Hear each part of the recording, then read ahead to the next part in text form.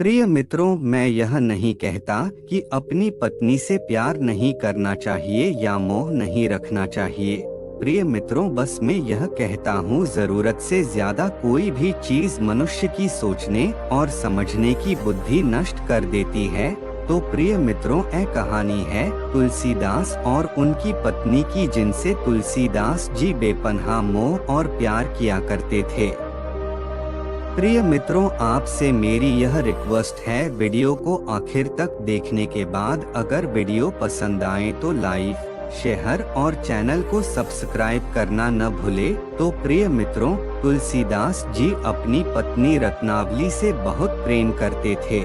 एक बार रत्नावली अपने मायके जा रही थी, तभी तुलसीदास जी से रहा नहीं गया और तुलसीदास कहने लगे अपनी पत्नी रत्नावली से, मेरी प्रिय धर्मपत्नी, मैं तुमसे बहुत प्यार करता हूँ, मैं तुम्हारे बिना एक दिन भी नहीं रह सकता, तो मैं इतने दिन कैसे रहूँगा।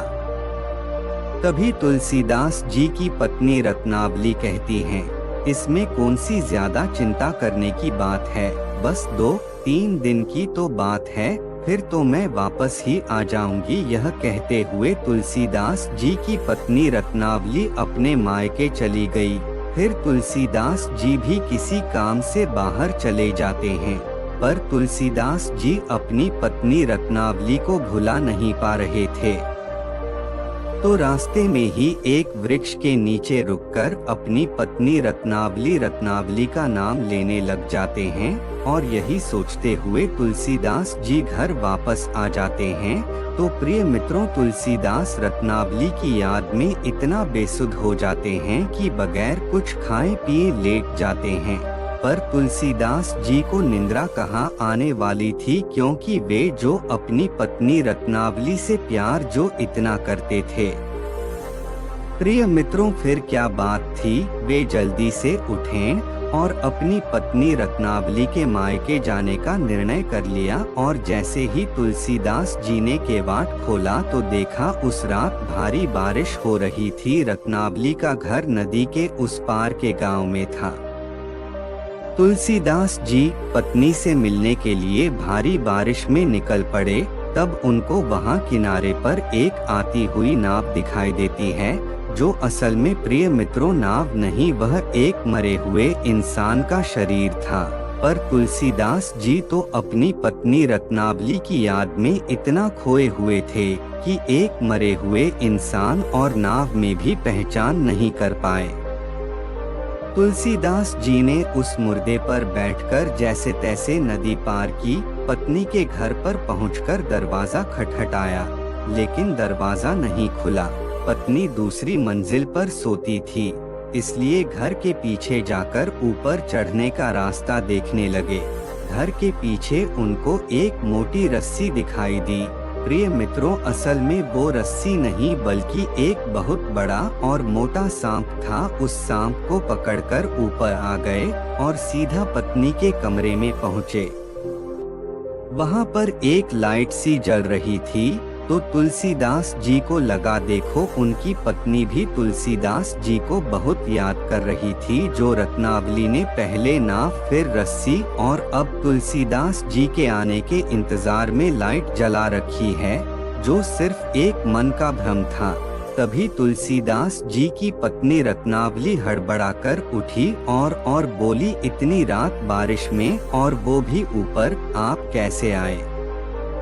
अगर कोई देख लेता तो क्या कहता? अगर आना ही था तो दिन में आ जाते, लोग मान सम्मान भी करते। तभी तुलसीदास बोले, तुम भी तो मेरा बहुत बेसब्री से इंतजार कर रही थी। तभी तो मेरी धर्मपत्नी रत्नावली, तुमने मेरे आने के लिए नाव भेजी, जो नाव नहीं एक मुर्दा था।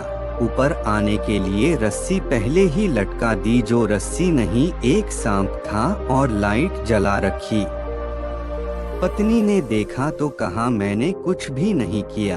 तब रत्नावली कहने लगी, तुलसीदास, तुम मेरे प्यार और मोह में इतने अंधे हो चुके हो कि तुम्हें नाव और मुर्दे में रस्सी और सांप में कोई अंतर दिखाई नहीं देता। प्रिय मित्रों, तभी तुलसीदास जी बोले, मैं रत्नावली आपके बिना नहीं रह सकता, मैं तुमसे बहुत अत्यधिक प्रेम करता हूँ। यह सुनते ही रत्नावली ने कहने लगी, आपने सांप को रस्सी समझकर उसके सहारे आप यहाँ पर आए हो। आपने इतना ही प्रेम प्रभु श्री राम से किया होता तो साक्षात भगवान आपको प्राप्त हो गए होते। रत्नावली का जवाब सुनते ही तुलसीदास स्तब्ध रह गए।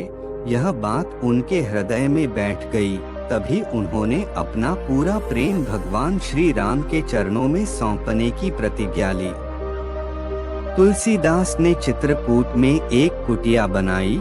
पूरे भक्ति भाव से प्रभु राम के प्रेम में मग्न हो गए। उनकी भक्ति भाव और प्रेम की लगन को देखकर साक्षात राम जी और हनुमान जी का उन्हें मिलने की आना ही पड़ा और भक्ति भाव में तुलसीदास जी ने रामचरितमानस, संकट मोचन, हनुमान चालीसा लिख डाली। तो मेरे प्रिय मित्रों, तुलसीदास जी की इस कहानी से हमें क्या शिक्षा मिलती है? जीवन की दिशा बदलने के लिए एक वाक्य, एक शब्द, एक व्यक्ति काफी होता है। जीवन में आगे बढ़ने के लिए यदि कोई मौका आए तो उसको हासिल कर लेना चाहिए।